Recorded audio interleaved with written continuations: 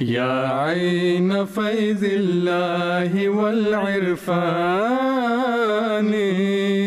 يسعى إليك الخلق كالظمآن. أعوذ بالله من الشيطان الرجيم. بسم الله الرحمن الرحيم. Chers téléspectateurs de la MTA, Assalamu alaikum wa rahmatullahi wa barakatuhu. Bienvenue dans cet épisode de notre émission d'aujourd'hui, La connaissance divine, une lumière pour l'âme. Aujourd'hui, nous allons nous plonger dans un aspect fondamental de notre relation avec Allah subhanahu wa ta'ala. Le thème d'aujourd'hui, c'est comment se rapprocher de Dieu et établir une relation intime et profonde avec lui. Nos invités en studio et à distance nous guideront à travers des méthodes spirituelles éprouvées pour cultiver cette proximité divine, en répondant à des questions cruciales concernant notre sujet d'aujourd'hui. Pour ce faire, nous avons deux invités dans notre studio, qui n'est plus à vous présenter, notre missionnaire Sayo Traoré, qui est de Kaï, également un missionnaire au Mali. Missionnaire Sahib, assalamu alaikum wa rahmatullahi wa barakatuh. Wa alaikum salam wa rahmatullah.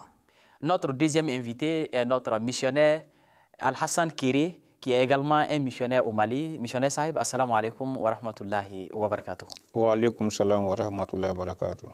Alhamdulillah, sans plus tarder, nous avons également avec nous notre missionnaire Ibrahim Ouattara, qui est hors studio, que nous l'avons pris à distance et nous l'avons aussi posé certaines questions concernant le même sujet. Alhamdulillah, sans plus tarder, nous allons rentrer dans le vif du sujet avec notre missionnaire Sayo Traoré. Missionnaire Sahib, nous voulons savoir quelles sont les méthodes avérées, n'est-ce pas, pour accéder à l'intime avec Allah subhanahu wa ta'ala, qui est notre créateur. A'udhu billahi minash shaitanir rajim. Bismillahir rahmanir rahim. Wassalatu wassalamu ala ashrafil mursalin. Muhammad wa ala alihi wa sahbihi ajma'in wa ba'd. Chers fidèles téléspectateurs de la MTA, assalamu alaikum wa rahmatullahi wa barakatuhu. Comment accéder à l'intimité avec Dieu? Non. Nous sommes en train d'expliquer Irfan Ilahi, comment être un ami de Dieu. Oui. Toutes les méthodes sont expliquées par notre cher calife, Bashiruddin Mahmoud Ahmad, radiallahu anhu, dans son livre qui est Irfan Ilahi. La connaissance divine. La connaissance divine. Il dit, j'ai décrit ici-bas les méthodes avérées pour acquérir l'Irfan Ilahi, qui est la connaissance divine. Il dit qu'il a déjà expliqué que le Dieu, le Tout-Puissant, sa relation avec les hommes, qu'est-ce que nous devons faire? J'ai d'ores et déjà expliqué qu'elle signifie connaître l'être dont les attributs sont mentionnés dans le Saint-Coran.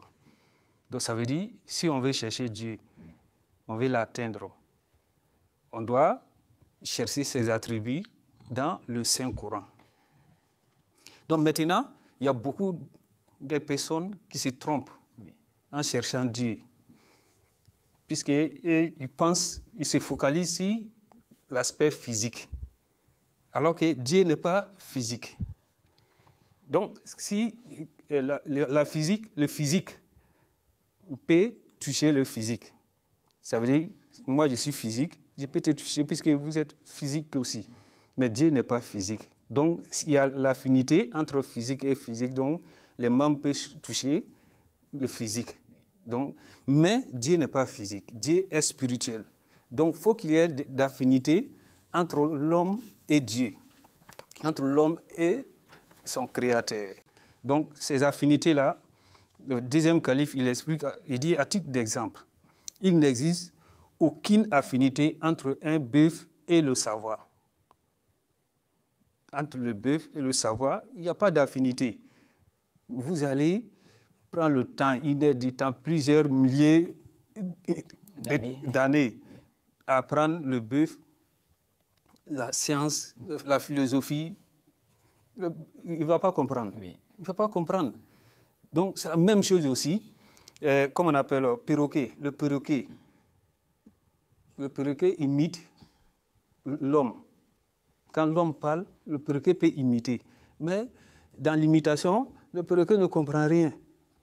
Voilà, donc si on veut avoir affinité avec Dieu, il faut qu'on sorte de notre corps charnel. Donc on doit se focaliser sur l'aspect spirituel pour pouvoir avoir d'affinité avec notre Seigneur. Jazakumullah Hassan al-Jaza, notre missionnaire Sahib. Le physique peut toucher aussi le physique. Donc également la même chose, c'est le spirituel aussi qui peut aussi voir ce qui est spirituel. Donc c'est comme ça on peut comprendre votre explication. Donc si nous voulons comprendre Allah subhanahu wa ta'ala et rentrer en communion avec lui, nous devons d'abord sortir de notre monde physique, c'est-à-dire laisser ce monde physique-là, maintenant aller au-delà, hein, n'est-ce pas? Donc, c'est-à-dire toucher notre spiritualité, notre intérieur, purifier notre intérieur, hein, corriger notre intérieur. Et donc, c'est à travers cela que maintenant notre cœur, hein, va s'ouvrir, n'est-ce pas, hein, à comprendre Allah subhanahu wa ta'ala. Et donc, c'est à travers cela que nous pouvons, voilà, une affinité avec Allah subhanahu wa ta'ala. Donc, pour ce faire, il faut connaître ses attributs. C'est ça. Il faut connaître ses attributs. Et puis, pour connaître ces attributs-là, il faut lire le Coran. Il faut lire le Saint-Coran. À travers le Saint-Coran, vous allez connaître ses attributs. Et après avoir, hein, n'est-ce pas, acquis cette connaissance des attributs d'Allah, vous allez maintenant chercher à les copier, hein, en vous. Et c'est à travers cela que vous allez devenir. Donc, même chose, c'est-à-dire vous allez aussi avoir, hein, une relation avec Allah subhanahu wa ta'ala. À titre d'exemple, je me rappelle d'une parole de, je pense, le Messie promis, alayhi salatu wa salam, qui a pris l'exemple sur les papillons. Sur les papillons, n'est-ce pas? Il dit très généralement, les papillons volent, hein, c'est-à-dire cherchent les fleurs qui ont les mêmes couleurs que eux. Donc, voilà, donc pour dire un peu, si vous voulez, n'est-ce pas, avoir une communion avec Allah subhanahu wa ta'ala, vous devez aussi avoir, hein, des caractères qui ressemblent, ou bien vous devez copier les caractères, les comportements, hein, ou bien voilà, les qualités d'Allah subhanahu wa ta'ala pour pouvoir entrer en communion avec lui. Donc, merci beaucoup, Jazakumullah, pour ces explications. Donc, maintenant, nous allons maintenant nous adresser à notre missionnaire qui est hors studio, hein, qui n'est pas ici avec nous présent. Donc, nous l'avons posé la question suivante. Voilà, donc la question était de savoir comment peut-on se rapprocher de Dieu dans notre vie quotidienne. Et ensemble, nous allons écouter sa réponse. Comment peut-on se rapprocher de Dieu dans notre vie quotidienne? Alors, pour ce faire, il faudra comprendre ceci. Pour créer une affinité avec Dieu, il faut d'abord comprendre que ce cheminement est un effort constant et profondément personnel. Il faut de la constance. Nous l'avons déjà dit dans les émissions précédentes. Il faut être constant, il faut être persévérant, il faut être patient. Et ça doit être, n'est-ce pas, quelque chose de profondément personnel. Voilà. Donc ce n'est pas une tâche facile, mais c'est le plus noble des objectifs d'un être humain. Vous voyez, ce n'est pas du tout facile, ce n'est pas du tout tâche aisée, mais c'est un objectif qui est vraiment noble. Alors, tout commence par un désir sincère de chercher la proximité avec son Créateur. Tout commence par cela. Une affinité avec Dieu ne se limite pas à des pratiques mécaniques ou superficielles. Elle exige un cœur sincère et un esprit en quête de vérité. Vous comprenez un peu? Il va falloir être sincère. Donc vraiment, il faut être aussi en quête de vérité. Voilà. Dieu a placé dans l'âme humaine une étincelle divine. Vous voyez? Donc il y a cette étincelle divine-là qui a été placée en l'âme de l'homme. Si vous voulez voir un peu, c'est comme un peu le feu. Il y a du feu dans la pierre, en fait. Mais pour que ce feu-là puisse être actif, il va falloir prendre deux pierres, les frotter l'une contre l'autre, pour qu'on puisse voir ce feu-là. C'est-à-dire que le feu-là est latent dans la pierre. Vous voyez, donc c'est la même image ici. Donc, Dieu a placé dans l'âme humaine, n'est-ce pas, une étincelle divine. L'homme, naturellement, a le désir ardent de rencontrer son Créateur. Ardemment, il veut connaître son maître. Il veut aller vers lui. Donc, une capacité innée de le reconnaître et de se connecter à lui. Vous voyez? Cependant, cette connexion ne se manifeste pleinement que lorsque nous adoptons une approche méthodique et spirituelle. Vous voyez, ça ne vient pas comme ça à tout bout des champs, mais il va falloir quand même que nous adoptions, n'est-ce pas, une approche méthodique et spirituelle. Voilà, donc pour l'instant, nous allons nous arrêter là pour cette question. Nous disons Jazakumullah Sanal Jaza à notre missionnaire Ibrahim Ouattara pour ses explications, n'est-ce pas? Il nous a expliqué comment peut-on se rapprocher d'Allah subhanahu wa ta'ala dans notre vie quotidienne. J'ai remarqué que dans ces réponses-là, il y a toujours une chose qui vient, qui est l'attribut, ou bien, n'est-ce pas, adopter les attributs d'Allah subhanahu wa ta'ala. Donc, pour ce faire, nous allons poser la question à notre missionnaire, Al-Hassan Kéré, qu'est-ce que signifie comprendre les attributs d'Allah subhanahu wa ta'ala? Parce que très généralement, ou très souvent, ce mot-là revient très quotidiennement. Donc nous voulons savoir, n'est-ce pas, qu'est-ce que signifie comprendre les attributs d'Allah subhanahu wa ta'ala? Alhamdulillah, summa alhamdulillah. Comprendre les attributs d'Allah subhanahu wa ta'ala ne signifie pas uniquement de se souvenir de ces attributs-là, des noms de Dieu, ou bien de connaître leur sens. Mais il faut les apprécier, comprendre leur teneur et engendrer dans le cœur les sentiments qui correspondent à ces attributs-là.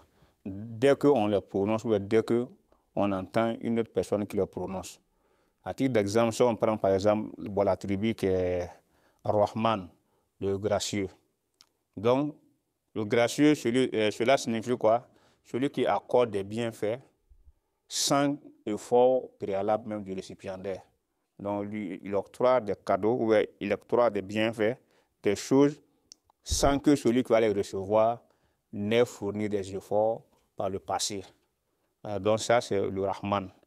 Donc, le suppliant, celui maintenant qui prononce maintenant cet attribut-là, cette phrase-là, il faut que vraiment, en tout cas dans son esprit, il y ait le sens même principal de cet attribut-là. Donc, il doit penser maintenant aux faveurs qu'Allah souvent accorde aux hommes, aux humains, sans aucun effort préalable. Donc, ça doit se dérouler même comme ça dans les yeux de son cœur. Il doit voir ça comme un film. Il doit penser à ce que Allah souvent, aux choses qu'Allah souvent nous donne sans forcément qu'on ait fait des efforts. Il doit passer, par exemple, comme ça, l'air qu'on respire. Qu'est-ce qu'on a fait pour qu'Allah souvent nous donne l'air? Il doit penser aussi à la pluie, à la végétation, à la faune, à la flore. Donc, toutes ces choses-là, il doit essayer de voir ça avec les yeux de son cœur comme dans un film. Maintenant, s'il n'arrive pas maintenant à cet état-là, donc il n'arrive pas maintenant à entrer dans cet état-là, il va falloir maintenant faire des méditations profondes. Donc, il faut vraiment, en tout cas, il fasse beaucoup de méditations afin d'engendrer ces détails-là dans son cœur pour que ces sentiments-là soient suscités même dans son cœur. Donc, dès qu'il va prononcer le mot au Rahman, Ar-Rahman directement, il va penser à ces choses qu'Allah nous donne sans qu'on ait fait des efforts au préalable. Mais il y a beaucoup de personnes aussi donc, qui peuvent facilement traduire les attributs de Dieu. Alors, ils vont traduire le sens d'un attribut de Dieu, mais ils ne sont pas capables de les expliquer parfaitement ou correctement. Voilà, donc, connaître le sens d'un attribut ou d'un mot, donc, ça ne suffit pas. Voilà. Tant que ça ne suscite pas l'effet correspondant même dans le cœur. Donc, quand on dit rap comme ça, on prend rap, Rab qui signifie celui qui crée et qui favorise l'épanouissement de sa création. Mais si on prend la traduction littéraire qui est Rab qui veut dire Seigneur comme ça, donc on ne pourra pas bien comprendre. Mais il faut analyser maintenant le sens sur divers, et voilà, donc sur ces formes diverses. Donc, qu'est-ce que ce thématisme-là? Donc, il faut vraiment analyser ça sous les diverses formes. Alors, souvent, là, il est le Rab. Donc, il crée. Maintenant, quand il crée, maintenant, il favorise maintenant la croissance maintenant de cette créature-là. Et de là encore, il envoie les moyens maintenant qui vont aider la création à atteindre ses pleines capacités.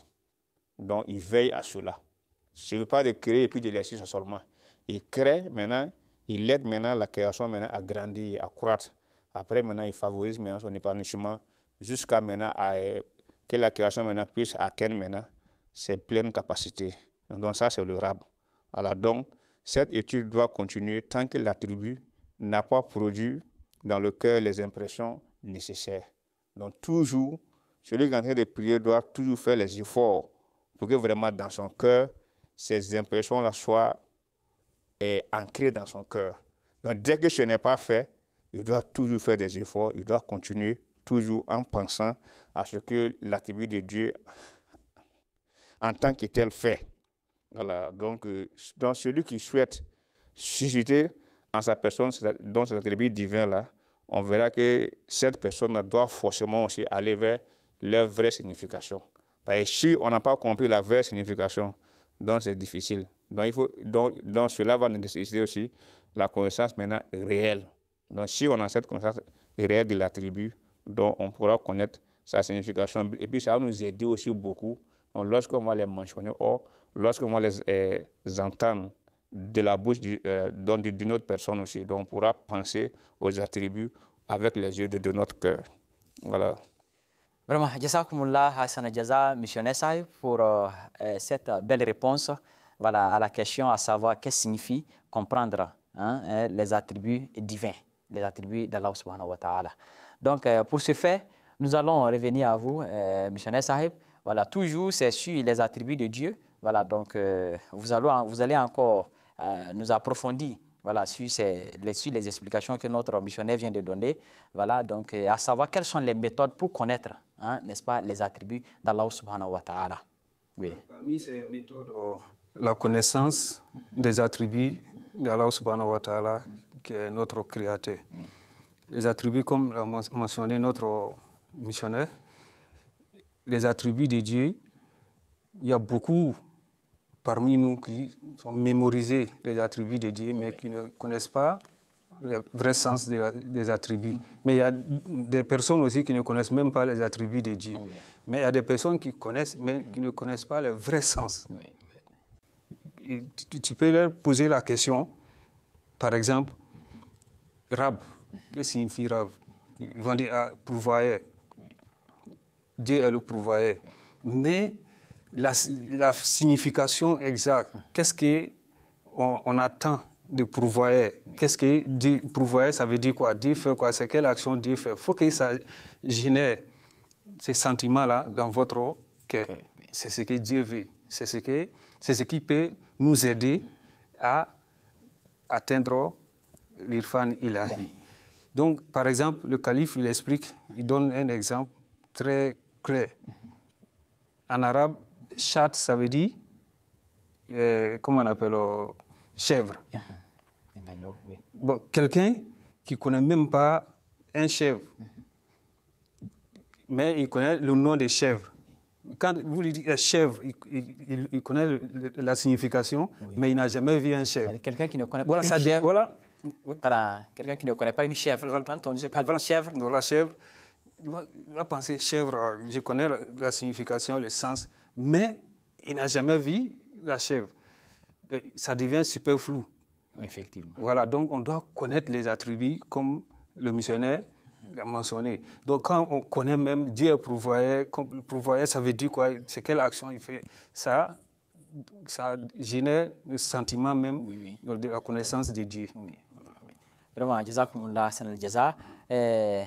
En vous écoutant, voilà, en écoutant les deux réponses, il y a une chose qui revient, c'est que quand on parle des attributs de Dieu, ou bien quand on mentionne un attribut d'Allah subhanahu wa ta'ala, ça doit engendrer une sensation, voilà, donc dans le cœur, donc qui correspond, n'est-ce pas, à cet attribut d'Allah subhanahu wa ta'ala, comme l'exemple que vous venez de donner.